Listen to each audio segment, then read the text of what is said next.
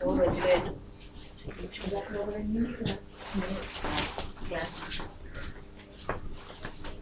चलिए शुरू करते हैं।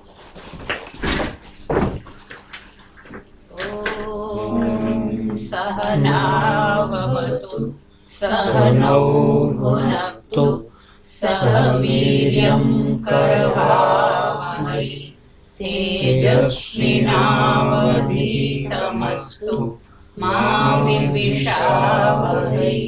ओम शांति शांति शांति।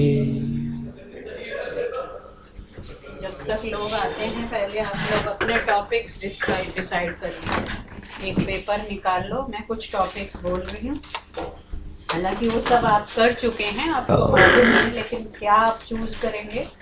तोशी ने अपना बताया था स्ट्रक्चर ऑफ वैदिक लिटरेचर, कोई इंट्रोडक्शन टू वैदिक लिटरेचर, लेकिन उसको भी आप लोग सेपरेट कर सकते हैं। जैसे कोई चारों वैदिक संहिताओं पर ले सकता है, कोई ब्राह्मण ग्रंथों पर ले सकता है, आरण्यक पर अलग से ले सकते हैं, उपनिषद पर ले सकते हैं। फिर वेदांग 6 हैं, उनमें आप 6 बना सकते हैं। जैसे शिक्षा वेदांग है, ज्योतिष है, व्याकरण है, निरुक्त है, कल्पसूत्र है और छंद है। तो ये 6 टॉपिक्स बनेंगे इनके। इसके बाद फिर जो हमने सब्जेक्ट्स लेके क्लासेस की हैं, पहला था कंसेप्शन, वैदिक कंसेप्शन ऑफ ह्यूमन बॉडी, फिर था वैदिक व्यू ऑफ सेल्फ, फिर था Vedic view of life, then mortality and immortality, मृत्यु। उसके बाद था Vedic view of women and marriage, 2 topics हैं, विमेन अलग है, मैरिज अलग है। फिर था सोशल, वैदिक व्यू ऑफ सोसाइटी, यहाँ तक हम कर चुके हैं। और आज हम करेंगे वैदिक vision of cosmic harmony. Cosmic harmony तो मैं ये वाला ले लूँगा, वैदिक विजन ऑफ सोसाइटी। ठीक है मैम, मैंने जो सोचा है वेद और वेदांत। वेद और वेदांत, ठीक है, बिल्कुल ठीक है। आप भी बताइए कुछ, जो भी चूज करें।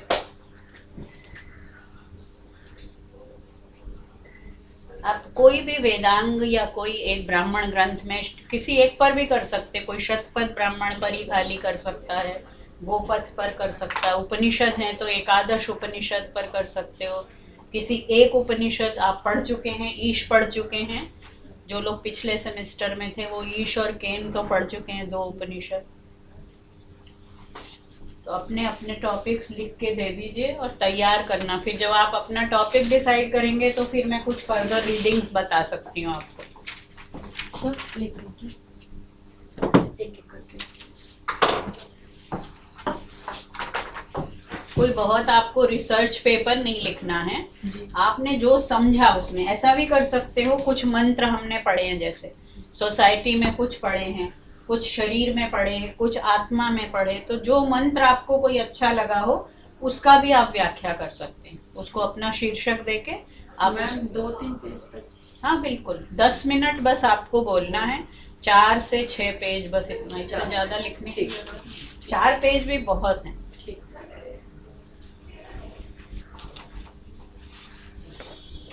क्योंकि हर टॉपिक में मैंने आपको कुछ कुछ मंत्र कराए हैं।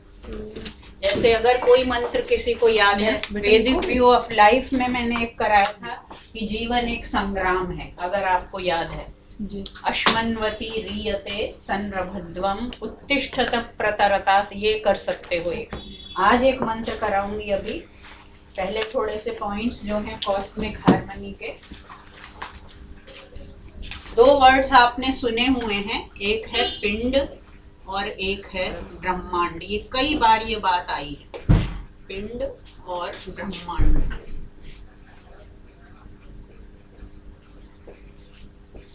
पिंड क्या है? शरीर। शरीर भी है, माइक्रोकॉस्म, और ब्रह्मांड क्या है? मैक्रोकॉस्म। तो इन दोनों में पैरिटी है। अकॉर्डिंग टू वैदिक view, these two are thread on ends of the same thread. एक कोने पर तो पिंड है और दूसरे कोने पर ब्रह्मांड है। They are not two separate entities, rather they are two ends of the same thread. पिंड जो है ये हमारा शरीर है, ये माइक्रोकॉस्म है, और ब्रह्मांड जो हमारे शरीर के बाहर है। तो यथा पिंडे तथा ब्रह्मांडे, दिस इज द वैदिक डिक्टम, कि जो कुछ भी इसके अंदर है वही बाहर है। अंदर सूक्ष्म रूप में है और बाहर स्थूल रूप में है। तो ब्रह्मांड को कोई नहीं समझ सकता, क्योंकि ब्रह्मांड इतना व्यापक और विशाल है। उसे समझने के लिए सबसे पहले अपने आप को समझना बहुत जरूरी है। अब ये जैसे दो टर्म हैं, दोनों अपोजिट भी हैं, लेकिन they are not in competition और confrontation, rather they are complementary. तो ये जो बाइपोलैरिटी है, ये द्वंद्वात्मकता जो है, ये वैदिक चिंतन की सबसे बड़ी विशेषता है।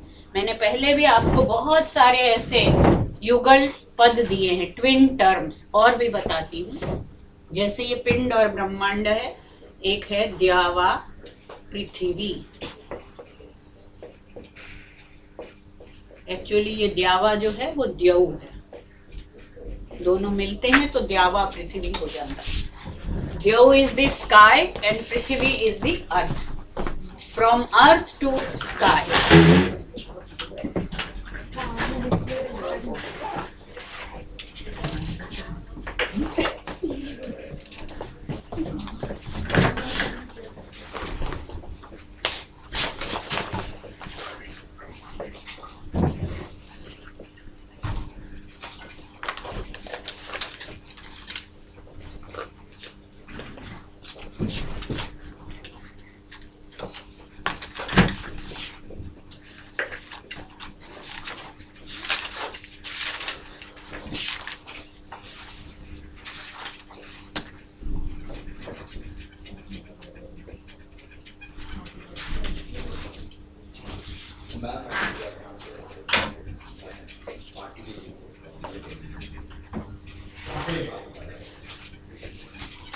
ये सब वेदों में मिलते हैं टर्म्स।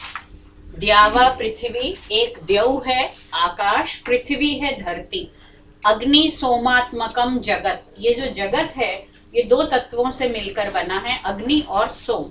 दोनों विरोधी भी हैं, लेकिन दोनों एक दूसरे के पूरक भी हैं। अग्नि जो है आप जानते हैं एनर्जी है, और सोम उसको शांत करने वाला है। ये सूर्य है तो ये चंद्र है। रई और प्राण है, ये गति है और ये जीवन है।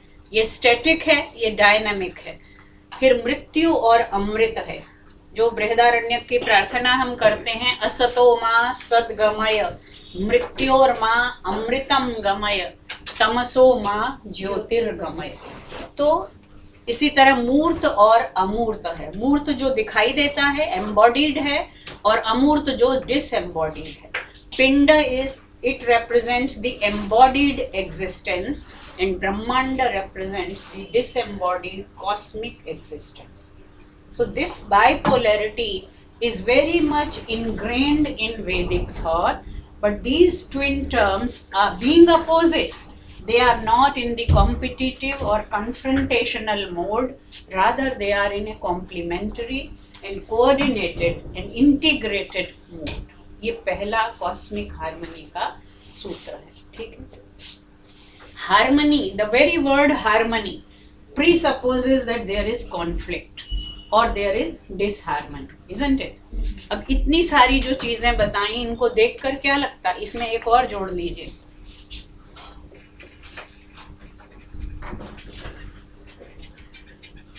दानव को असुर भी कह सकते हैं, देवासुर संग्राम जिसे हम कहते हैं। रित अनृत, रित अनृत है, very good.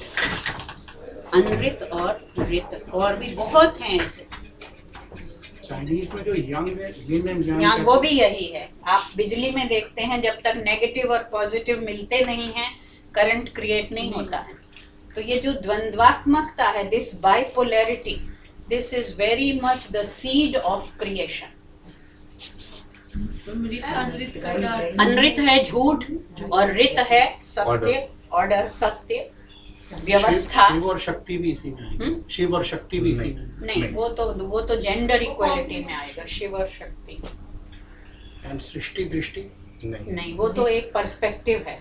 These are the entities or the aspects of one and the same thing. ये तत्व हैं, है ना। दृष्टि और सृष्टि तो आपका देखने का नजरिया है, Unwrit and writ, what is it? अनृत इज जो ऋत नहीं है, अनृत, अन को अलग करो, ऋत को अलग, तो जो भी ऋत नहीं है वो क्या है? अनृत। और संस्कृत में अनृत कहते हैं झूठ को। तो ऋत क्या है? जो सत्य है। कैसा सत्य?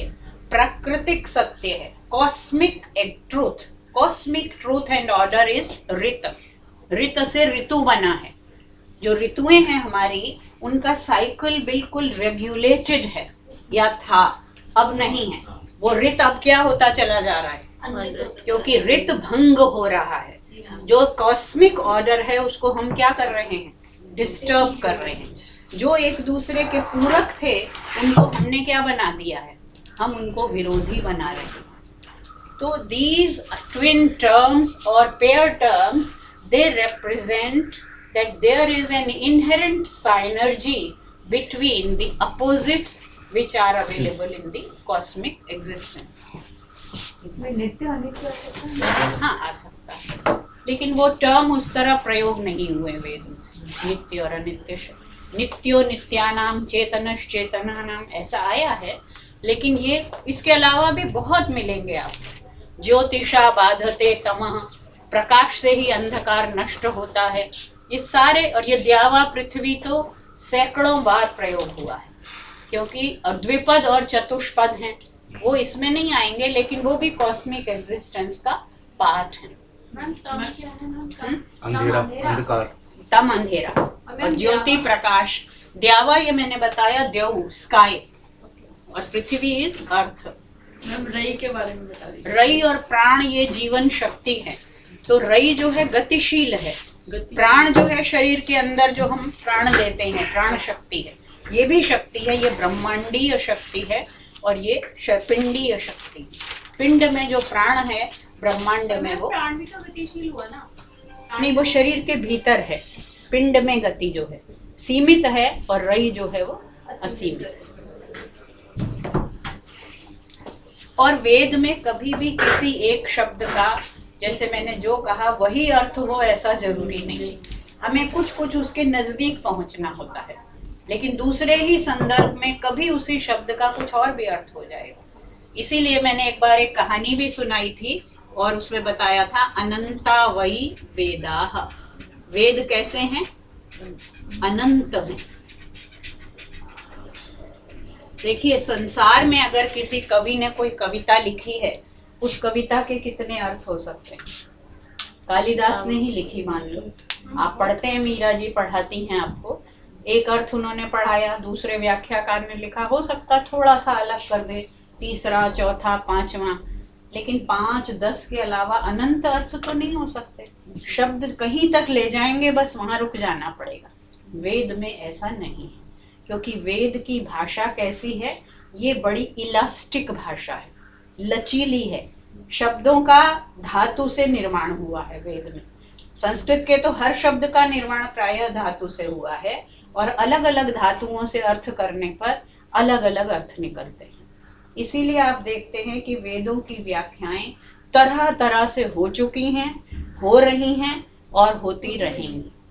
जब मैं आपको पृथ्वी सूक्त पढ़ाऊंगी, पृथ्वी सूक्त, एक तो ये पृथ्वी है जो दिख रही है, लेकिन उस पृथ्वी सूक्त के कम से कम 15 तरह के व्याख्यान बिल्कुल अपोजिट। एक कोई बायोलॉजिस्ट हैं, उन्होंने कहा कि शरीर के भीतर का वर्णन है, पिंड का वर्णन है। पृथ्वी जो बाहर है वो तो है ही है, दिख रही है। एक दूसरे हैं जियोलॉजी के प्रोफेसर, वो कह रहे हैं भूगर्भ विज्ञान का अध्ययन है। तो कोई आध्यात्मिक व्याख्या कर रहा है, कोई भौतिक कर रहा है, और कोई उसकी भूगर्भ वैज्ञानिक, मेडिकल साइंटिस्ट कुछ और ही अर्थ कर रहे हैं। अलग अलग दृष्टियों से वेद की अलग अलग व्याख्याएं हो सकती हैं, क्योंकि वेद की भाषा डेरिवेटिव है, बहुत ही लचीली भाषा है। आप उसको दूसरे ढंग से खोलेंगे कुछ और शेड निकलेगा, और किसी और धातु से खोलेंगे तो कुछ, जैसे अग्नि शब्द का मैंने बताया, निरुक्त पर अगर कोई लिखेगा तो बहुत उसको इंटरेस्टिंग लगेगा। अग्नि शब्द कौन कौन सी धातुओं से या किन किन अर्थों में होता है, या देव बताइए, कुछ निर्वचन बताए थे ना मैंने। देव किसे कहते हैं? एक तो देता है, देवो दानाद्वा, दान देता है, दूसरा दीपनाद्वा, तीन बोलता है, और तीसरा द्योतनाद्वा। एक वो है जो देता है, वो देव है। एक है दीपना, कि जो चमकता है, और तीसरा द्योतना जो चमकाता है। तो चमकता भी है, चमकाता भी है, वो देव है। तो हम देवता शब्द का अर्थ क्या समझते हैं? वेदों में देवताओं की स्तुतियां हैं, अग्नि की स्तुति है। अब क्या अग्नि वो वाला देवता है जिसकी आज हम मूर्ति बनाकर बैठते हैं? नहीं। अग्नि क्या देता है? प्रकाश देता है, ऊर्जा देता है, शक्ति देता है, गति देता है। फिर उन्होंने कई सारे निर्वचन कर दिए। अग्नि क्या करता है? अग्रणी भवति। कहीं भी ले जाओ अग्नि सबसे आगे रहता है। आगे मतलब हमेशा ऊपर की तरफ चलता है। तो अग्नि के और इंद्र के तो 12 निर्वचन बता दिए। और हम लोग सोचते हैं इंद्र कौन है? देवताओं का राजा है। अब देवता कौन है? देने वाली शक्तियां, जितनी प्राकृतिक शक्तियां हैं वे सब देव हैं। उनका जो राजा है वो इंद्र है। अब इंद्र के उन्होंने यास्क ने 12 वो बताई है व्युत्पत्ति। अगर आप उनको देखेंगे तो कितने अर्थ हो जाएंगे इंद्र के। उस तरह से यहाँ पर ये कहानी अगर आपको मैंने शायद सुनाई थी, तैत्तिरीय ब्राह्मण में ये कहानी आती है। इंद्र और भारद्वाज के बीच संवाद हो रहा है, डायलॉग हो रहा है। इंद्र के सामने भारद्वाज आते हैं, इंद्र के सामने और पूछते हैं, सॉरी इंद्र आते हैं भारद्वाज के सामने और पूछते हैं कि तुम ये क्या कर रहे हो? तुम्हारा जीवन बीत गया, इतना जीवन लंबा मैंने तुम्हें दिया, तुमने क्या किया? बोले मैंने तो सारे 3 जन्म बिता दिए और शायद 90 या 100 वर्ष की आयु थी। सारे 3 जन्म मैंने वेद पढ़ने में बिता दिए। एक मुट्ठी सीखा है। तो फिर उन्होंने कहा कि अगर मैं तुम्हें 1 जन्म और दे दूं तो क्या करोगे? बोले फिर भी वेद ही पढ़ूंगा, क्योंकि अभी तो कुछ समझ ही नहीं आया। तब उन्होंने इंद्र ने सामने 3 पहाड़ दिखाए और कहा ये 3 पहाड़ तुम समझ रहे हो कि तुमने ये समझ लिए? अभी तो इसमें से तुमने इतना जाना है। एक मुट्ठी मिट्टी उठाई और इन पहाड़ों में से बस इतना जाना है। तो अगर तुम्हें मैं एक क्या कितने भी जन्म दे दूं, तुम ये सारा ज्ञान नहीं समझ पाओगे। इसलिए क्यों? क्योंकि वेद अनंत है। अनंता वही वेदा। वेद में जो ज्ञान है वो मात्र संकेत है। तो उस संकेत को भी समझना सामान्य मनुष्य के बात की नहीं, उसके वश की बात नहीं है। इसलिए कई प्रकार से व्याख्याएं हो सकती हैं। हम कोशिश कर रहे हैं कि कम से कम कुछ झलक, कुछ झांकियां उसकी हम पा सकें। ठीक है, तो पहला पॉइंट हुआ कॉस्मिक हार्मनी का कि वेद में द्वंद्वात्मकता है। Bipolarity in the Cosmos is inherent. संसार में जितने भी तत्व हैं उनमें परस्पर एक दूसरे के साथ आपाततः देखने में तो लगता है कि ये विरोध है, लेकिन वास्तव में वो विरोध नहीं है, वो एक दूसरे के पूरक है। तो मैम जो द्वंद्व जो हम वर्ड यूज करते हैं, तो it is in not in the negative sense, it is No, no. In the positive. द्वंद्व is a yugal, a pair. What is duality? Yeah, duality. This duality is not competitive or confrontational as it is today. कहीं भी 2 चीजें मिलती हैं, आज क्या होता है? Friction. झगड़ा शुरू होता है। असत और सत्य तो फ्रिक्शन नहीं होगा, कोई झूठ बोल रहा है, कोई सच बोल रहा नहीं, है। ये वो बोलने वाला सच नहीं है ना। असत तो वो है जो सृष्टि से भी पहले था। देवानाम पूर्वीय युगे असतः सत अजायत। असत से सत की सृष्टि होती है। इसको फिलॉसफी में ले जाइए ना। असत कौन है? जिसकी अभी उत्पत्ति ही नहीं हुई है, वो असत है। और जब उत्पत्ति होती है तब वो क्या बन जाता है? सत। असत कार्यवाद और सत कार्यवाद। कार्यवाद। तो ये असत और सत झूठ सच वाले नहीं है। ठीक है, पहला पॉइंट समझ में आया। अब आगे चलिए।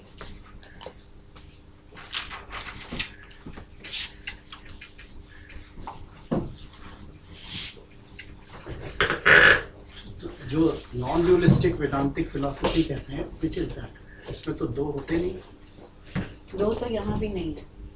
ये तो Continuum समझने है, के लिए, समझने के लिए जी। They are not 2 different entities. I said in the beginning they are 2 ends of the same thread. एक धागे का एक सिरा इधर है और एक उधर। तो शुरुआत जो हो रही है हमसे हो रही है, हम पिंड में हैं। समझने की कोशिश हम किसे कर रहे हैं? ब्रह्मांड को। क्या कोई बूंद सागर को अपने में समा सकती है? क्या कोई पिंड ब्रह्मांड को समझ सकता है? नहीं। लेकिन वो जहां भी है बूंद या वो पिंड, वो देख रहा है कि मैं तो बहुत ही छोटा सा टाइनी सा पार्टिकल हूँ, ये तो विशाल अनंत समुद्र है। ये दो तत्व नहीं है, एक ही तत्व सृष्टि के आदि में एक ही था, उसने अपने को दो भागों में बांटा। जैसा कि कहा है, होत ही बिरवा भय दुय पाता, पिता सरग और धरती माता। पेड़ उत्पन्न होता है तो दो पत्ते आ जाते हैं उसमें, जैसे ही अंकुर होता है और विकास होता है तो पहले दो पत्ते निकलते हैं। उसको कहा एक पिता स्वर्ग है और धरती माता है, वही द्यावा पृथ्वी आ गया। पिता द्यौ पिता है और पृथ्वी क्या है, माता है। और उपनिषदों में तो साफ कहा, स एकाकी नैव रेमे, वो अकेला था, उसका मन नहीं लगता था। आत्मानम द्वेधा अपातयत, उसने अपने को दो भागों में बांट दिया। तब क्या बन गया, एक स्त्री बनी और एक पुरुष बन गया। मैडम आज क्या टॉपिक है आपका? Cosmic harmony. क्योंकि हमने व्यक्ति से शुरू किया, व्यष्टि से। व्यक्ति में हमने शरीर किया, आत्मा किया, जीवन किया, मृत्यु किया, ठीक है। सोसाइटी। फिर हम परिवार पर आए, हमने वैदिक परिवार किया, स्त्री किया, वेदों में स्त्री। फिर हमने विवाह किया, उसके बाद वैदिक समाज संकल्पना, और आज है ब्रह्मांड चेतना।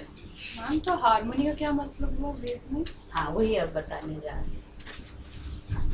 हार्मनी यही है कि ये जो दो कॉन्ट्रेरी कॉन्सेप्ट्स हैं, जो दिखते कॉन्ट्रेरी हैं, तो इनमें एक ऐसा कॉन्फ्लिक्ट भी दिखता है, क्योंकि there is a conflict, constant conflict. जो हमने दानव और देव लिखा, देवासुर संग्राम, ये कहीं हो नहीं रहा, पानीपत में या कहीं खेला नहीं गया था देवासुर संग्राम, हिस्ट्री में कहीं नहीं है। लेकिन ये संग्राम हर रोज हर समय पिंड में भी चल रहा है और ब्रह्मांड में भी चल रहा है। देने वाली शक्तियां दे रही हैं, लेकिन लेने वाली शक्तियां क्या कर रही हैं, वो भिड़ रही हैं, लड़ रही हैं। जिसको जितना मिल रहा है उसे क्या करना है, उससे भी ज्यादा चाहिए।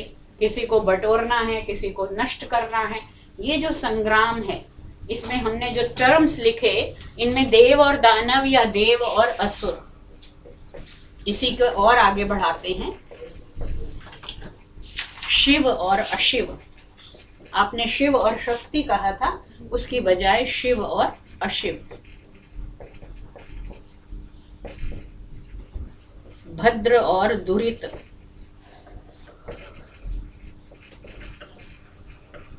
वो जो मंत्र मैंने शुरू में कहा, जो हमने उसमें पढ़ा था जीवन दृष्टि में, कि ये जीवन एक संग्राम है, एक पथरीली नदी बह रही है। अश्मन्वती रीयते संरभध्वम उत्तिष्ठत प्रतरता सखायः अत्रा जहेम ये असन्न शेवाः शिवान वयम उत्तरेम अभिवाजान। शिव को तो साथ लेकर चलना है। जो अच्छी चीजें हैं, अच्छी वृत्तियां हैं, नदी पार करनी है, पथरीली नदी, तो क्या करना होगा, सारा सामान बाहर तो ले नहीं जा सकते, सारा इधर ही छोड़ के जाना है। हल्की चीजें ले जा सकते हैं। तो हल्की चीजें क्या हैं, जो सात्विक भावनाएं हैं। सत्व का वजन नहीं होता है, वजन किसका होता है, तमस का वजन होता है। तो सात्विक भावनाएं, शिव संकल्प, इनको ले चलना है। और जो अशुभ भावनाएं हैं, जो दुरित हैं, जो आसुरी प्रवृत्तियां हैं, उन्हें हमको क्या करना है, छोड़ के जाना है। और आगे आइए, ये सब वेद और उपनिषद के वो हैं, श्रेय और प्रेय। उस दिन तुमने पूछा था कि वो कौन सी चीज है जिसके जान लेने पर सब कुछ जान लिया जाता है। वो क्या है, वो इन द्वंद्वों से परे जो है, उसका नाम है निश्रेयस।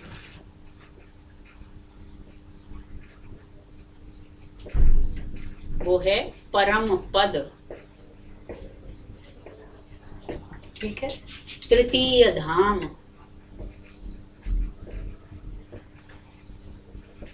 अभी हम उसकी बात नहीं कर रहे हैं, हम तो अभी यही हैं। प्रमा भी यही आएगी, आएगी, लेकिन वेद में वो शब्द प्रयोग नहीं हुए, वो तो दर्शन के शब्द हैं। अभी मैं केवल वही शब्द ले रही हूँ जिनका वेद में या उपनिषद में, वैदिक वाङ्मय में प्रयोग हुआ। तो श्रेय और प्रेय ये तो द्वंद्वात्मक है, रिलेटिविटी का स्तर है। But when we transcend the relativity, then we reach into the absolute real, the highest abode, that is nishreyas. वो है जिसको जानने पर सब कुछ जाना जाता है और जिसके ना जानने पर कुछ भी नहीं जाना। वो है आत्मा। Nishreyas is Atma. Nishreyas is the knowledge of Atman. And there is no difference between knowing Atman and being one with the Atman. क्योंकि उपनिषद कहते हैं आत्मा और ब्रह्म में भी कोई अंतर नहीं है।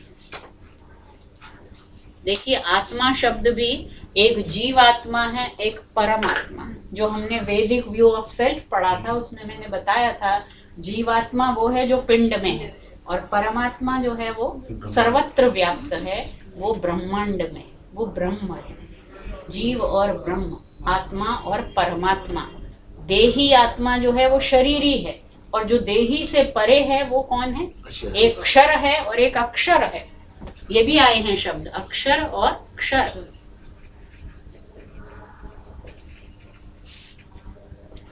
भद्र दुरित क्या होता है? भद्र है जो एक मंत्र है, विश्वानि देव सवितर दुरितानि परासो, जो बुराइयां हैं उनको हमसे दूर करो। यद भद्रम, जो कुछ अच्छा है, तन्न आसुव, वो हमें दे दो, हमें वो प्रदान करो जो हमारे लिए मंगल है, भद्र है, शुभ है, और वो हमसे दूर करो जो हमारे दुर्गुण हैं, जो हमारे व्यसन हैं, जो हमारी बुराइयां हैं। ठीक है, तो प्रेय वो है जो प्यारा लगता है और श्रेय वो है, this is pleasure and this is good. Good जो शुभ है, नहीं ब्लिस नहीं है, ब्लिस तो ये है, आनंद, ये निश्रेयस है। तो मैम हिंदी में श्रेय को जो शुभ है और जो श्रेय गुड एंड प्लेजर। फिलोसफी में डिबेट चलती है good and pleasure. Pleasure is the bodily indulgence, the bodily pleasures, while Shreya is the higher level. But this is again middle level. The third level is Nishreya. When you transcend even this, then you reach the bliss level. That is Nishreya. यहाँ पे सत्व रहता होगा। ये सत्व प्रधान है, ये रजा प्रधान है। आप क्लास में आ रहे हैं और कोई बहुत अच्छी मूवी देखने परिवार के लोग जा रहे हैं, अब आपके मन में आता है कि मूवी जाना चाहिए कि क्लास करनी चाहिए, वो भी संस्कृत की बोरिंग क्लास। तो प्रेय क्या है? पिक्चर देखना। वो तो मजलुभा रहा है, वो ललचा रहा है, प्यारा रास्ता है वो, और एक कटीला रास्ता है। उपनिषद तो खुद कहता है कि ये रास्ता कैसा है? क्षुरस्य धारा निशिता दुरत्यया, ये तो छुरे पर चलने वाली, छुरे की धार पर चलने वाला कठिन रास्ता है। जो कठिन है, लेकिन कुछ लोग हैं जो कठिन भी चुनते हैं। आप गर्मी में, सर्दी में, शनिवार के दिन यहाँ आते हैं, क्या पाने आते हैं? कुछ ऐसी चीज है ना जो प्रेय से परे। तो ये प्रेय वो है जो प्यारा लगता है, श्रेय वो है जो भला करता है, जो आपको ऊपर उठाता है। This is bodily indulgence. Sense organs को आप सुख दे रहे हैं, आँख को, कान को, खाने की चीजें हैं, ये सब प्रेय है। ये कठोपनिषद में आया है, जब यमराज नचिकेता को समझाते हैं कि दो रास्ते सबके सामने खुले रहते हैं और जो सामान्य जन है वो कौन सा रास्ता चुनते हैं? प्रेय। कोई विरला होता है जो तेरी तरह है नचिकेता श्रेय का रास्ता चुनता है, और जो श्रेय का रास्ता चुनता है वही फिर निश्रेयस तक पहुंचता है। हम लोग भी पहुंचेंगे। बिल्कुल पहुंचेंगे अगर टिके रहोगे, अगर बीच में वेवर करके छोड़ नहीं गए। मैम अगर हम निश्रेयस की बात करते हैं तो जैसे हम अगर खाली आत्मा बोले तो आत्मा इज रेफरिंग टू द जीवात्मा और No, that depends in what context you are talking. Atma can refer to both Jivatma as well as Paramatma. That's why we qualify it with the term Param. Param means the absolute, the highest. क्षर वो है जो नष्ट होने वाला है, अक्षर वो है जो कभी नष्ट नहीं होता है। अक्षर ब्रह्म और ये क्षर जगत, क्षर शरीर, गीता में भी आए हैं ये दोनों शब्द। और अक्षर उसको भी कहते हैं जो बोलते हैं हम। ओम अक्षर को कहा है कि वो अक्षर है, कभी नष्ट नहीं होता। सारे अक्षरों का जो सबसे ऊंचा रूप है, जो एक चिन्ह है, वो है ओंकार, वो अक्षर है। Perishable and imperishable. या मतलब ये दोनों अपोजिट होते हुए भी मतलब अपोजिट हैं, लेकिन वो एक दूसरे के साथ मिल जाएं। मतलब इनको हमसे दूर करो और यहाँ तक हम पहुंचे। इनसे अच्छा, अब आइए आपकी हार्मनी की बात कि इनके और इनके बीच तो कांस्टेंट कॉन्फ्लिक्ट है। By nature, they are opposite to each other. So conflict is inherent. How to resolve the conflict? कुछ लोग हैं जो इसी में डूब जाएंगे, इसको भुला देंगे. दो तरीके हैं ना, या तो इसी में डूब जाओ और या इसमें डूब जाओ. दोनों ही गलत है. वेद का मार्ग ये नहीं है कि सब कुछ छोड़ दो. अगर आपको ईशोपनिषद का पहला मंत्र याद है, उसमें कहा था तेन त्यक्तेन भुंजीता. ये नहीं कहा कि सब कुछ छोड़ दो और संसार छोड़ के पहाड़ पे चल के बैठ जाओ समाधि लगा के. कुर्वन्ने वेह कर्माणि जिजी विषेद छतम समा. कर्म करते हुए ही 100 साल तक जीना है, जीने की इच्छा करनी है. फिर कैसे कर्म करें? तो कहा कि वो आपको तेन त्यक्तेन भुंजीता, भोगना भी है, करना भी है, लेकिन त्याग पूर्वक भोगना है. तो भोग को छोड़ देने से, त्याग कर देने से, आपने आंखें बंद कर ली कि मैं नहीं टीवी देखूंगी, लेकिन कान भी मान लो रुई लगा दी कि नहीं सुनूंगी. मन कहाँ जा रहा है? टीवी देखने की. जितना भी आप पढ़ने की कमरा बंद करके कोशिश करो, मन लगेगा ही नहीं, क्योंकि उधर ही जा रहा. तो इसलिए पहले उसको देखो, पहले उसको भोगो, फिर सोचो कि इससे परे भी कुछ है. ये जीवन का अंतिम लक्ष्य नहीं है, उसको ट्रांसेंड करना है, उसके ऊपर उठना है. तब आप उस त्याग पूर्वक भोग. तो भोग से at the same time being detached from. So enjoy, you indulge in pleasures, but don't think that that is the ultimate aim of your life. That is part of life, but that is not aim of life. This much viveka, this discriminatory power is given to us human beings. मनुष्य शब्द ही कैसे बना है?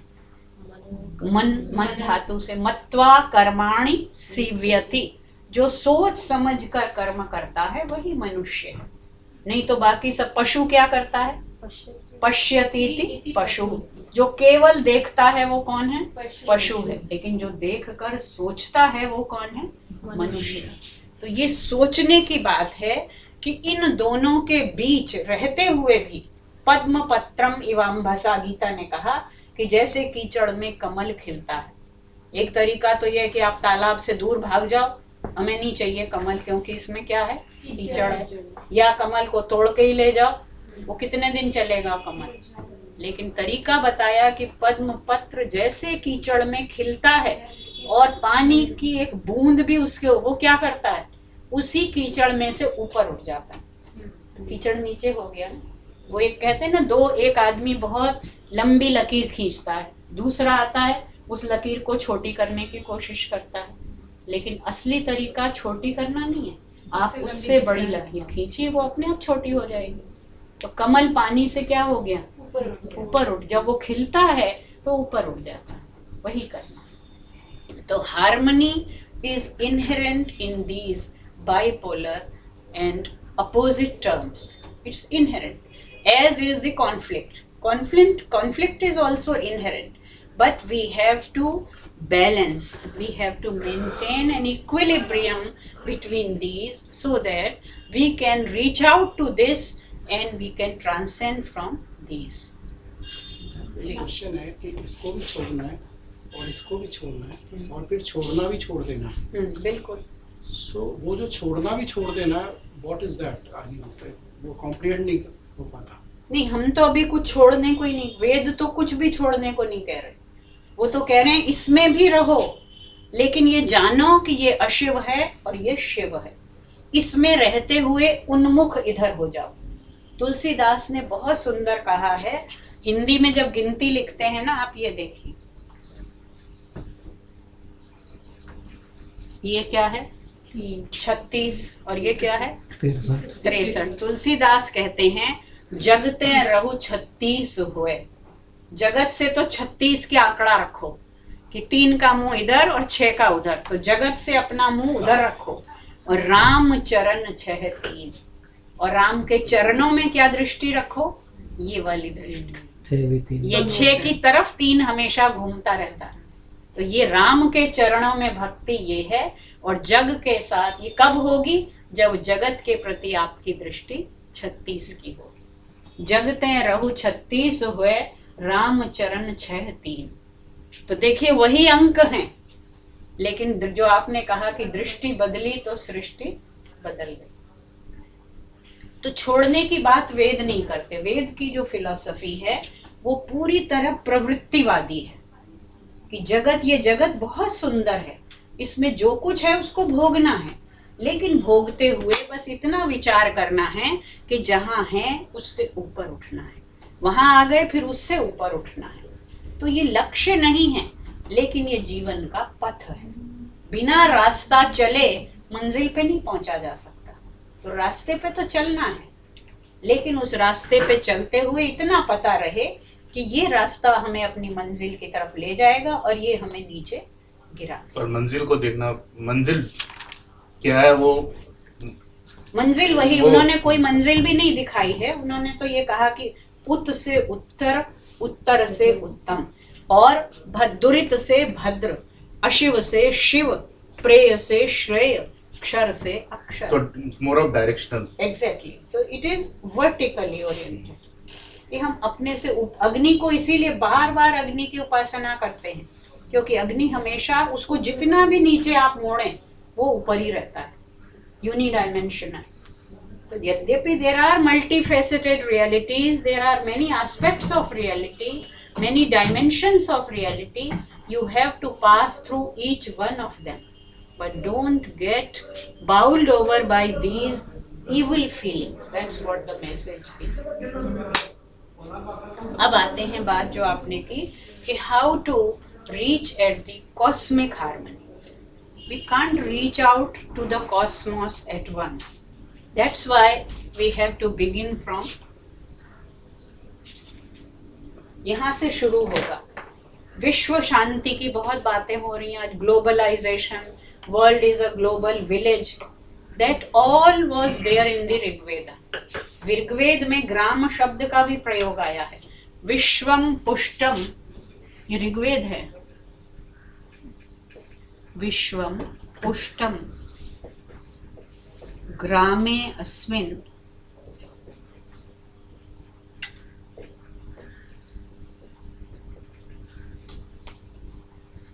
अनातुरम।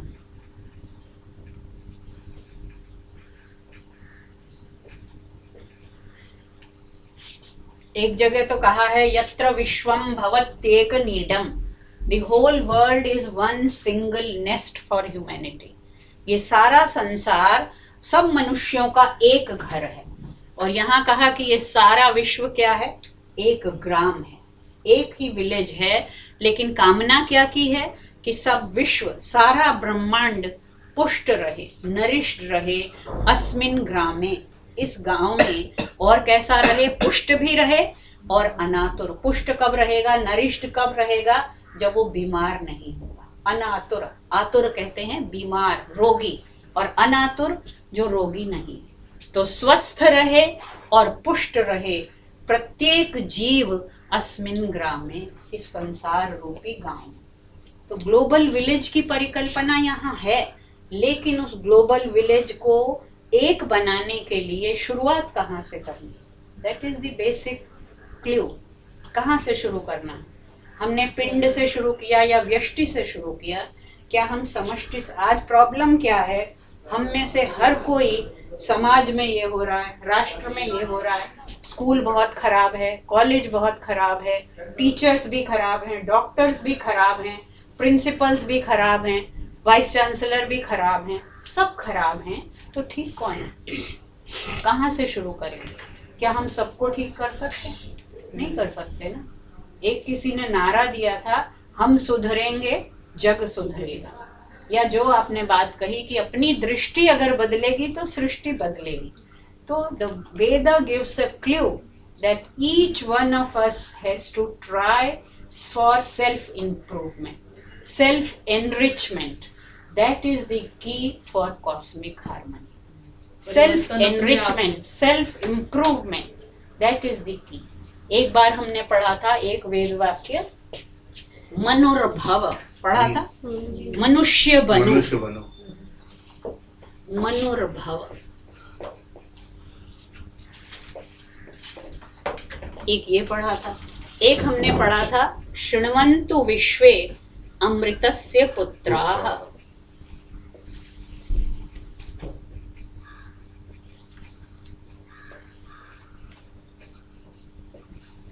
कहीं कोई भेदभाव नहीं है।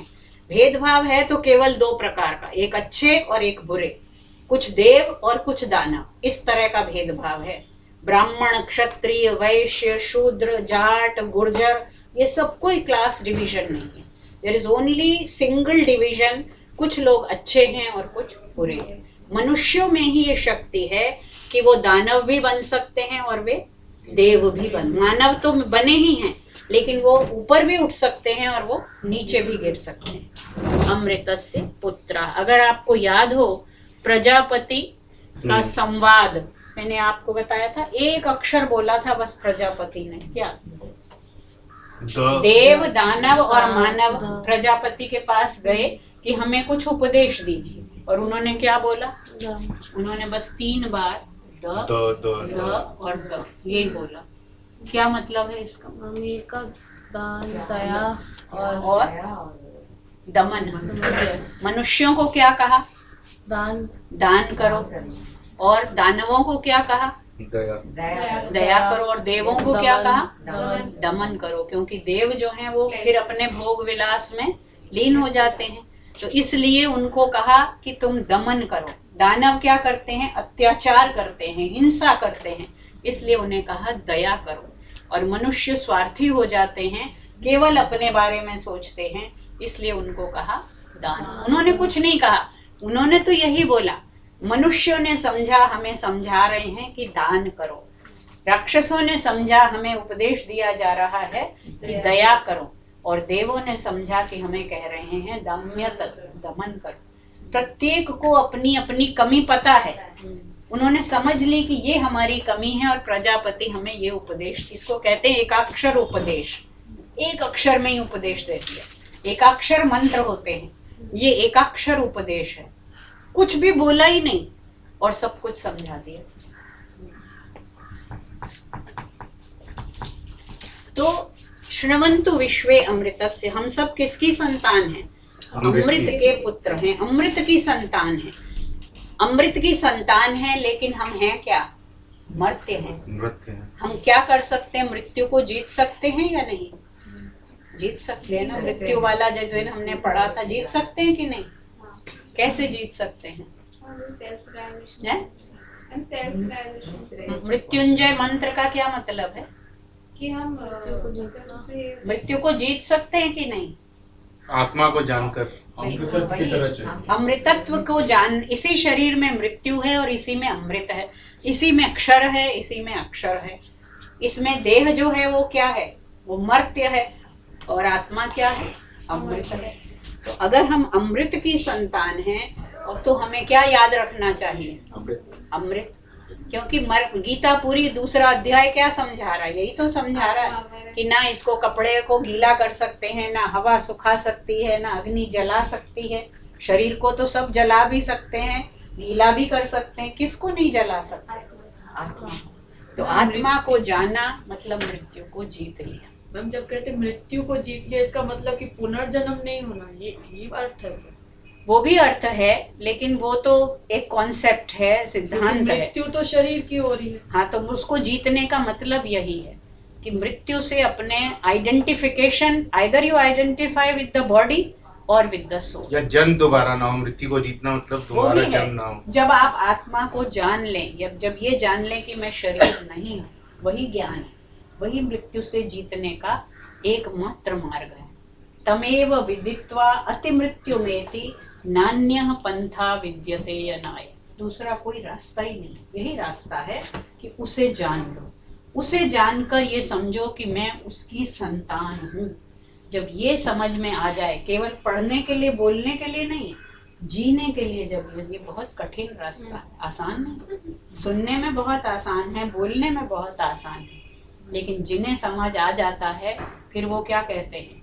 जा मरने से जग डरे मेरे मन आनंद। कहते हैं ना कि संसार तो मरने से डरता है, लेकिन मेरे मन में तो मरने का क्या है? आनंद। उनके लिए मृत्यु एक महोत्सव होती है। सोल्जर्स का ये स्टेट ऑफ माइंड होता होगा। Soldiers when they go for war. Exactly, soldiers का भी है, और जो सेंट्स हैं, real saints, not the so called saints of today, but saints who have realised their self, they know, they are not afraid of death.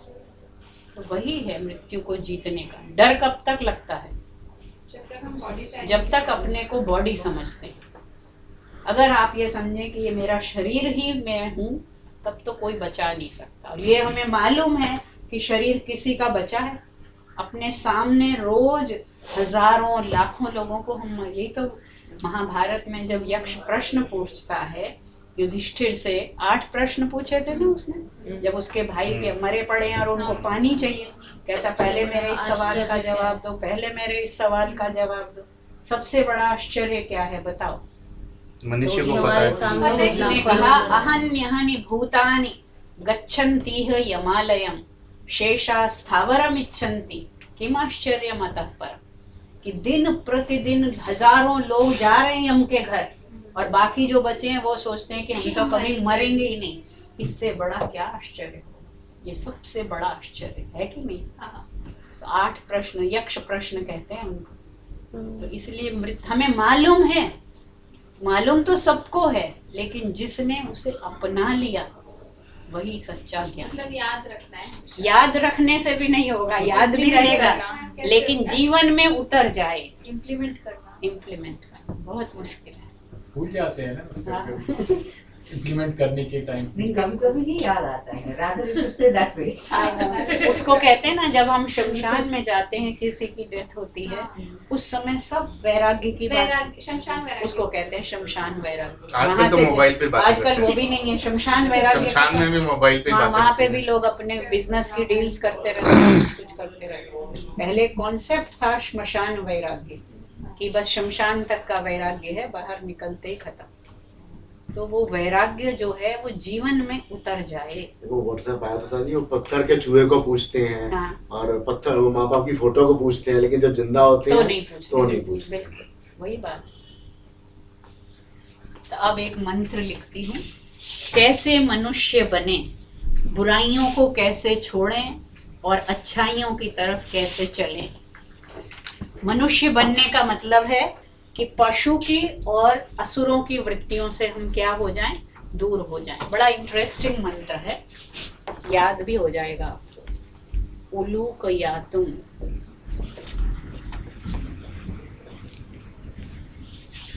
शुशुलूक यातुम,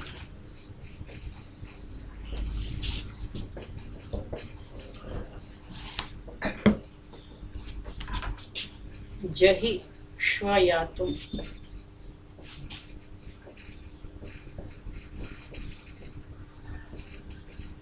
मुत कोकयातुम,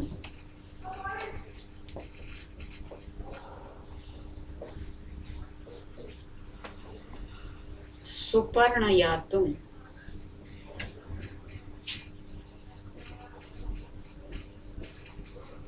उत गृध्रयातुम,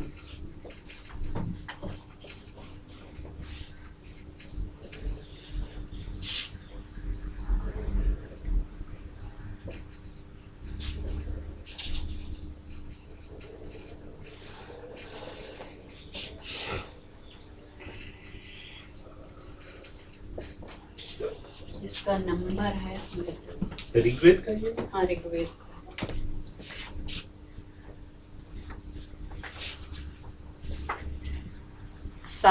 104 7वें मंडल के 104 सूक्त का 22वां मंत्र।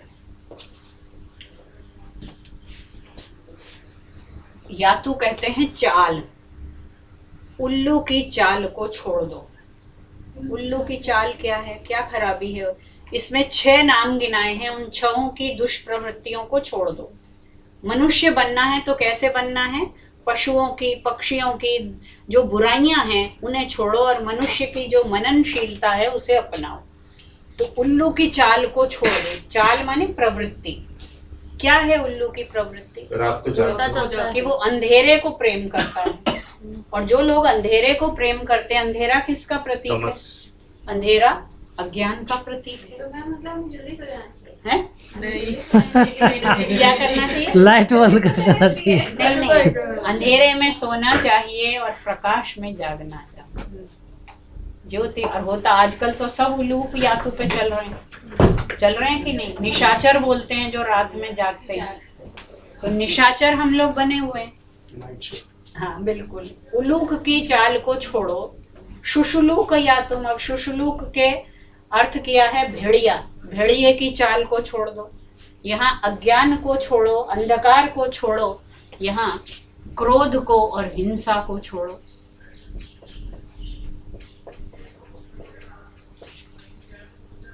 ये मोह और अज्ञान है। जही छोड़ दो, श्व या तुम, कुत्ते की चाल को भी छोड़ दो। कुत्ते की क्या चाल है? भौंकना।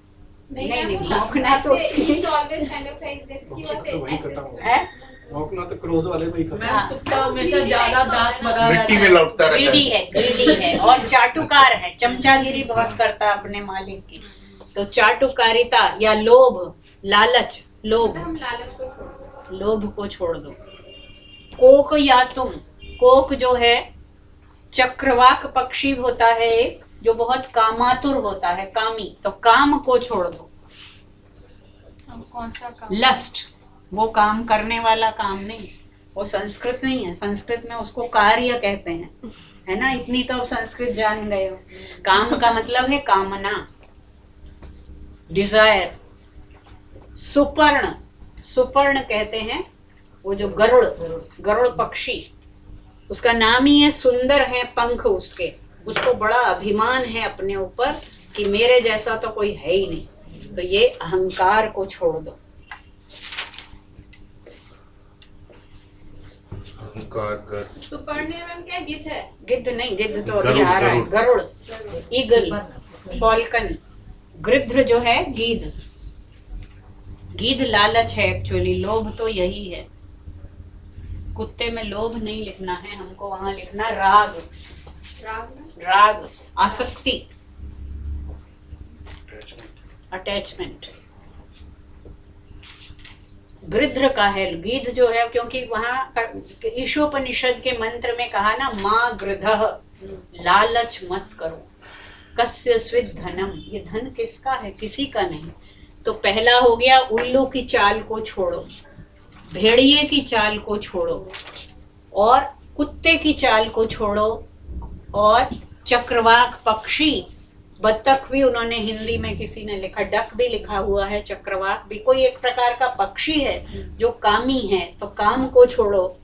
सुपर्ण की तरह अपने शरीर पर, अपने शारीरिक सौंदर्य पर अभिमान मत करो, और गिद्ध की तरह लालची भी मत बनो। इन सबको क्या कर दो? जही, छोड़ दो, छोड़ दो। ये क्रिया है। गिद्ध मतलब विचार हैं? गिद्ध मतलब गृध्र इज वल्चर। अब संबोधन किसको किया है? हे इंद्र। ये मंत्र जो है इंद्र को प्रार्थना की जा रही है। हे इंद्र, इन सबको क्या करो? दृशद इव, दृशद कहते हैं चट्टान को, चट्टान की तरह, पत्थर की तरह, प्रमृण, इन सबको कुचल डालो, चूर चूर कर दो इन सबको। हे, बुराइयों को मिटा दो, मिटा दो। और कैसी हैं ये प्रवृत्तियां? राक्षसी प्रवृत्तियां हैं। जो पहाड़ हे इंद्र, इन सारी बुराइयों को, कैसी बुराइयां हैं? राक्षसी प्रवृत्तियों को दृशत इव, चट्टान की भांति, प्रमृण, कुचल डालो, चूर चूर कर दो। तो पहले तो मनुष्य को संबोधन किया कि तुम ये सारी प्रवृत्तियां छोड़ दो। यदि मनुष्य बनना है तो ये सब छोड़, क्योंकि अगर तुम ऐसे हो, अज्ञान में डूबे रहते हो, तो तुम मनुष्य नहीं हो, तुम कौन हो? उल्लूक हो। पर मैम उल्लू को तो बहुत ज्ञानी माना जाता है ना, that it is one of the most wisest animal करके। Yeah, you see, every being in the world has positive and negative aspects, isn't it? That we have already learned. There is bipolarity in the world. There are two facets of the same element or entity. We have to adopt the positive aspect and we have to leave the negative. जो भद्र है वो लेना है, जो दुरित है वो छोड़ना है। तो उसमें और अच्छाइयाँ होंगी, लेकिन एक बुराई है कि वो अंधेरे में ही डूबा रहता है। तो हमें अंधेरे में नहीं डूबना, क्योंकि अंधेरे में डूबने से क्या होता है? अज्ञान में हम डूबे रहे, जो अंधेरे में ही पड़े रहते हैं।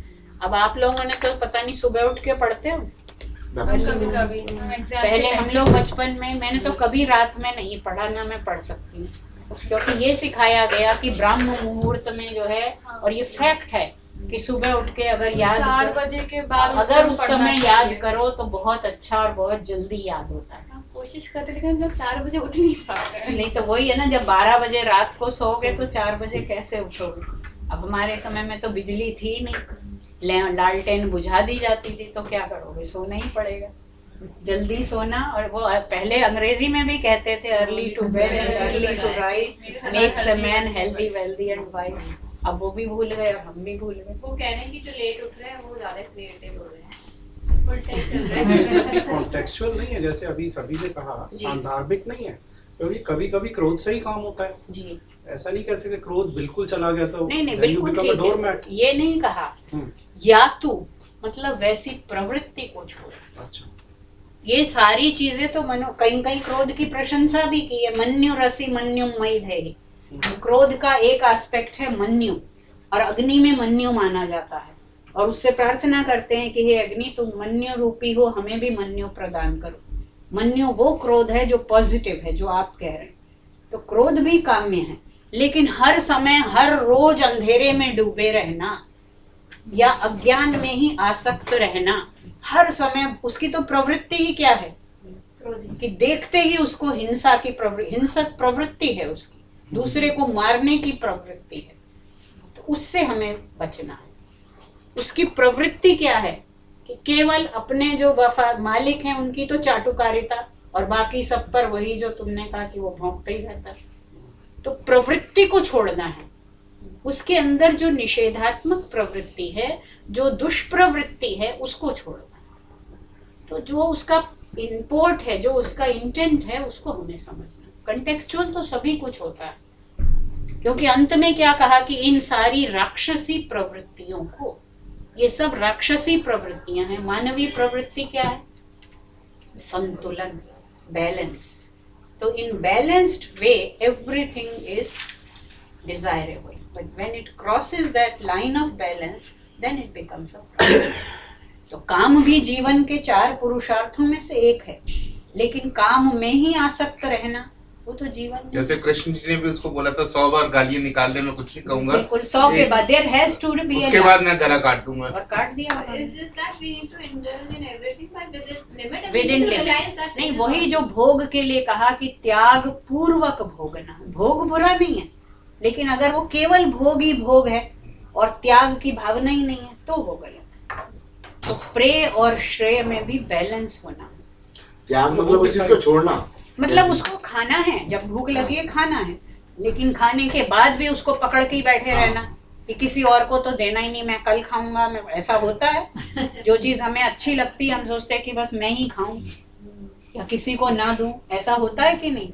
होर्डिंग वो भी होती है। बिजनेस में होर्डिंग क्यों होती है? फिर इसीलिए तो होती है ना। Shortage होगा तो तो बेचेंगे। ये प्रवृत्ति जो है उसको बदलना, to attack that basic cause of kaam, of krodh, of moha, of raga, of abhimana and of lobh। ऐसे तो शिव जी के भी 2 रूप हैं, एक रौद्र रूप है और एक प्रकृति के 2 रूप हैं। प्रकृति के 2 रूप हैं, सौम्य और उग्र। प्रकृति के 2 रूप हैं। कालिदास ने जो प्रकृति का वर्णन किया है वो सौम्य रूप वर्णन किया है, लेकिन बाण ने दोनों प्रकार की प्रकृति का किया। भवभूति ने उग्र प्रकृति का वर्णन किया है। तो हर चीज के 2 पक्ष हैं। how and who decides कि ये Man himself, it's given to him that discriminatory power, मनन शक्ति। तभी तो कह रहे हैं मनोर्भव। जब मनुष्य का शरीर दे दिया तो फिर क्यों कह रहे हैं मनुष्य? 2-4 बार गलती करके फिर आदत पड़ जाती है। नहीं तो वही बात बार बार याद दिलाने के लिए, जो ज्ञान की ओर उत्सुक हैं, देखिए जो ये बातें सुनेंगे समझेंगे, बार बार गुरु कह रहा है, माता पिता कह रहे हैं, वो तो रहे नहीं। अब तो इसीलिए उन्होंने कहा जब हमारे ऋषि चले जाएंगे तो कौन हमारा ऋषि बनेगा? यास्क ने कहा कि अब तो तुम्हारा ऋषि तर्क बनेगा, तर्क ही तुम्हारा ऋषि रहेगा। मैम हमेशा बोलते हैं जो सही और गलत है, मतलब कुछ लोग ये बोलते हैं कि ये रिलेटिव टर्म है, मतलब हाँ। कुछ मेरे लिए सही होगा तो किसी और के लिए गलत होगा। हाँ, तो फिर हमें कौन सा बिहेवियर एग्जिबिट करना है? मतलब कि जो ज्यादा लोग बोल रहे हैं वो, या जैसे कि जो हमें सही नहीं लग रहा नहीं, है। जहाँ पर केवल स्वार्थ ना हो, अगर केवल मेरे लिए सही है यही आपकी दृष्टि है तो फिर वो दृष्टि सामाजिक तो नहीं, वो व्यष्टिपरक दृष्टि है। आपके लिए अच्छी है लेकिन उसका क्राइटेरिया ये है कि आपके लिए अच्छी है, आसपास जो लोग हैं उनके लिए भी अच्छी होनी चाहिए। That is the difference between pleasure and good, प्रेय और श्रेय। प्रेय वो है जो सिर्फ आपको प्यारा है, आपको अच्छा लग रहा है अभी टीवी देखना, लेकिन आंख में चश्मा चढ़ गया बचपन में। श्रेय होता कि अगर टीवी देखते एक तो डिस्टेंस से देखते, एक मतलब एक लिमिट में देखते, 2 घंटे देखना। हम लोग तो नहीं देखते थे, बचपन में था ही नहीं। जब तक हमारे बच्चे बड़े हुए हमने देखने नहीं दिया वो मान जाते थे। अब तो माँ बाप खुद ही सारे दिन उसमें रहते हैं मोबाइल में, तो कैसे मना करें? But you have to draw a line somewhere. It's like we can मतलब जैसे आप झूठ बोलना बोलते हैं कि झूठ बोलना सही बात नहीं है, लेकिन अगर झूठ बोलने में फायदा हो रहा है तो किसका फायदा हो रहा है? किसी और का नहीं, अगर तो मेरा फायदा हो रहा है तब तो वो गलत है, क्योंकि वो स्वार्थ है। वही एक क्राइटेरिया है कि स्वार्थ और परार्थ। गीता ने उसको कहा कि सारी बातें जब अर्जुन को समझा ली तब भी नहीं समझ आ रहा उसको। एंड में कहते हैं लोक संग्रह मेवापि संपश्यन कर्तुम अर्हसि, कि संसार का कल्याण, लोक संग्रह ये शब्द आया है कि अपनी बातें अब छोड़ दे, संसार के कल्याण के लिए तुझे लड़ना है। क्षत्रिय जो है वो केवल अपने लिए नहीं लड़ता है, उसका धर्म है लोक संग्रह, जिसे आज कहते हैं वेलफेयर स्टेट, वही है लोक संग्रह। इसलिए ये जो विवेक है वो मनुष्य के पास है, बस उस विवेक का प्रयोग करना, सिखाना, यही वेद का उद्देश्य है। और वेद कोई शास्त्र नहीं है, जैसे दर्शन शास्त्र है, वहां तो लिखा है ऐसा करना चाहिए, ये नहीं करोगे तो ये पाप हो जाएगा, ये पाप होगा तो ये प्रायश्चित, ये सब नहीं है वेद में। वहां पर तो केवल संकेत हैं। तो जो समझने वाले हैं, जो पढ़ते हैं इस भाव से कि हमें आगे बढ़ना है, हमें ऊपर उठना है, हमें अपना सेल्फ एनरिचमेंट, जो मैंने कहा सेल्फ इम्प्रूवमेंट जिनको करना है, उनको संकेत मिल जाते हैं। और नहीं तो आजकल जो लिटरेचर हम पढ़ते हैं उसमें क्या डिटेक्टिव्स वो पढ़ते हैं या क्राइम्स की स्टोरीज पढ़ते हैं, तो हम क्या जो पढ़ते हैं वो सीखते हैं कि नहीं सीखते हैं? हम बच्चे बचपन में शरत चंद्र पढ़ते थे, प्रेमचंद्र पढ़ते थे, दिनकर और मैथिली शरण गुप्त पढ़ते थे, और उनका असर होता है। तो आप जैसा पढ़ते हैं वैसा सोचते हैं, और जैसा सोचते हैं वैसा बनते हैं। तो मैम कभी भी हमें अपने बारे में सोचना नहीं है, मतलब नहीं सोचना है। अगर आप अपने परिवार का हित सोच रहे हैं तो आपका हित तो परिवार में आ गया ना। पहले होता था ना, हेड ऑफ द फैमिली अपने बारे में नहीं सोचता था, लेकिन वो सबके बारे में सोचता था, तो सब उसकी बात मान लेते थे। होता था कि नहीं? कोई मजाल है कि हेड ऑफ द फैमिली के आगे कोई बोल जाए। लेकिन जब से ये व्यष्टिवादी प्रवृत्ति आ गई, इंडिविजुअलिस्टिक अप्रोच, सब अपनी अपनी सोच रहे हैं, तो कोई किसी की भी नहीं सोच रहा, फिर अपनी सोच लो। But self-realization or self-improvement is actually an individualistic trait.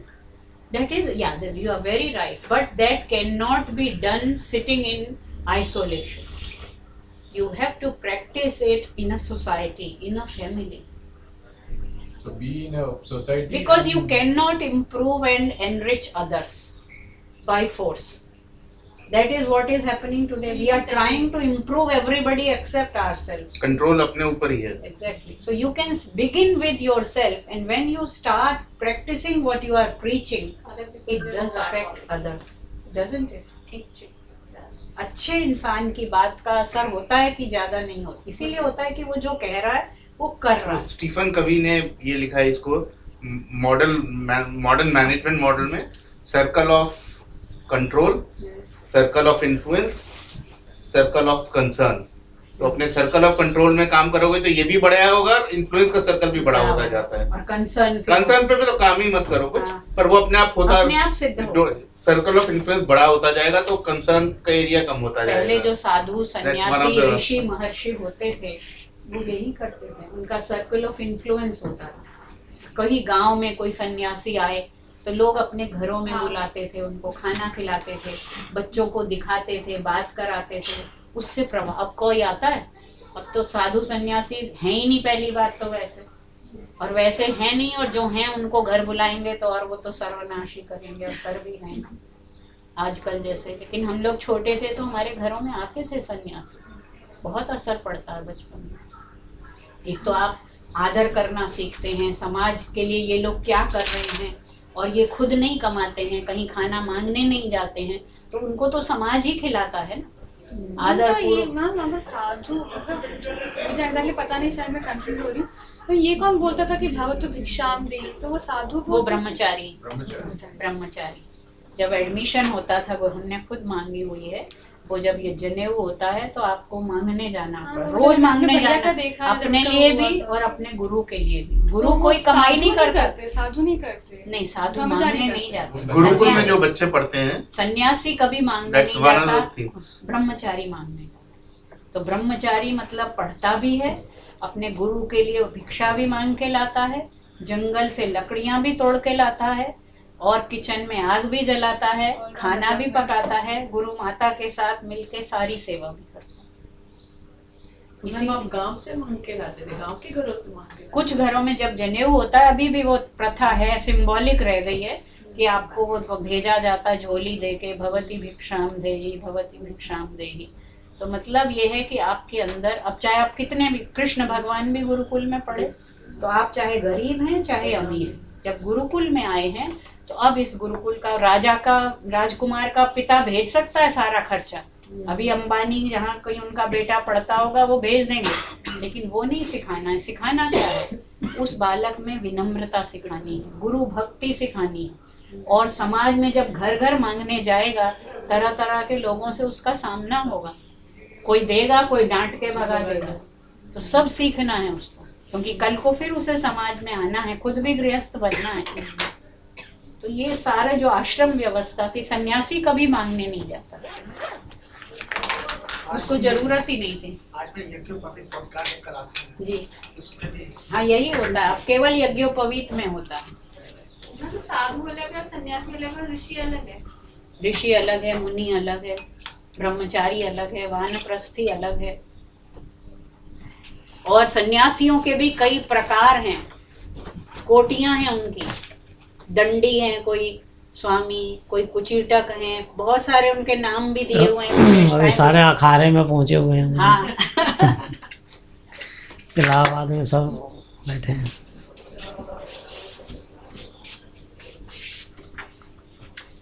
आपने वो देखा वहाँ नागा बाबा कहीं दिखाई देता है, अभी देखो कहाँ पूरा कुंभ नागा बाबा दिखाई दे रहा है। एक और मंत्र देखिए, यजुर्वेद का है।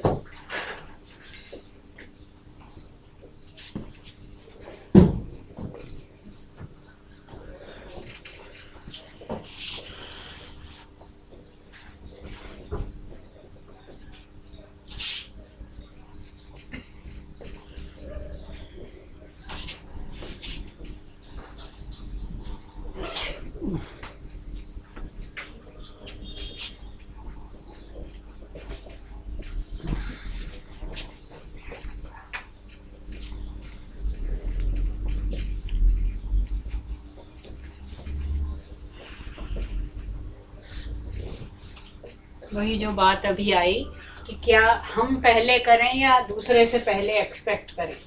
ये यजुर्वेद का मंत्र है 36-18। आपने वाला मंत्र एक बार सुनाया था। सुनाया था? हाँ मैम। मित्रस्य अहम चक्षुषा सर्वाणि भूतानि समीक्षे। अहम, मैं, सर्वाणि भूतानि, सभी प्राणियों को, केवल सारे मनुष्यों को नहीं, all the living beings I must see with the eye of a friend. अहम मित्रस्य चक्षुषा सर्वाणि भूतानि समीक्षे. I should see each and every being of the world as a friend looks at the other friend. उसका result क्या होगा?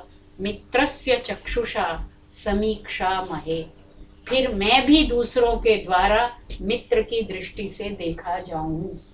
अब हम क्या, पहले हम ये चाहते हैं कि लोग मुझे मित्र की दृष्टि से देखें, वो कभी होता ही नहीं। तो शुरुआत कहाँ से करनी? अहम समीक्षे, मैं देखूं, मैं मित्र की दृष्टि से दूसरों को, सबको, सब प्राणियों को, भूत कहते हैं जो कुछ भी संसार में है, ऑल द लिविंग बीइंग्स, सर्वाणि भूतानि अहम मित्रस्य चक्षुषा समीक्षे, मित्रस्य चक्षुषा समीक्षा महे। कॉस्मिक फ्रेंडशिप, हार्मनी तो दूर की बात है, फ्रेंडशिप है। अब एक कॉस्मिक पीस का मंत्र है जो आप सबको आता है, यजुर्वेद का 36-18 है।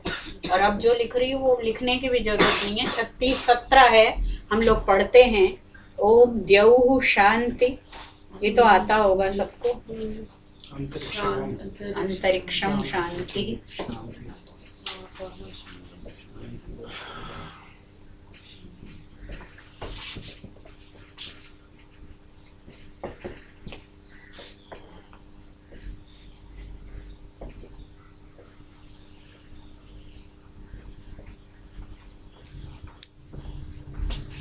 पृथ्वी शांति, अभी शांतिरापः, आपः शांति, ओषधयः शांति।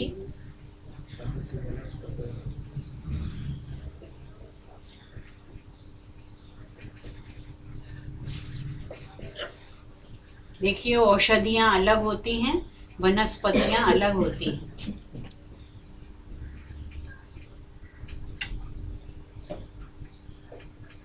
शांति सामा शांति।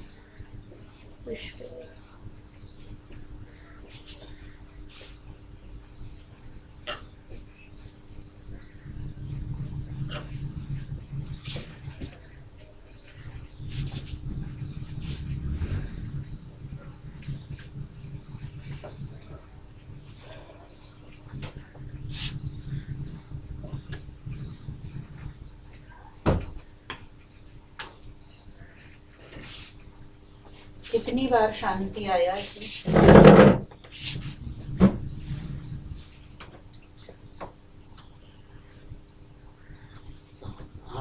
हैं? नहीं नहीं,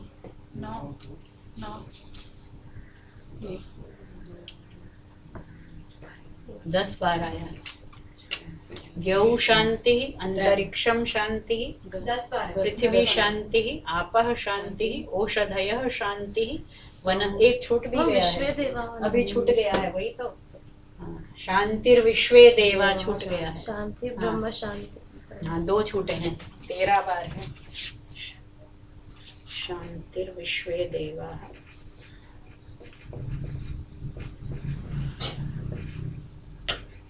शांति ही ब्रह्म।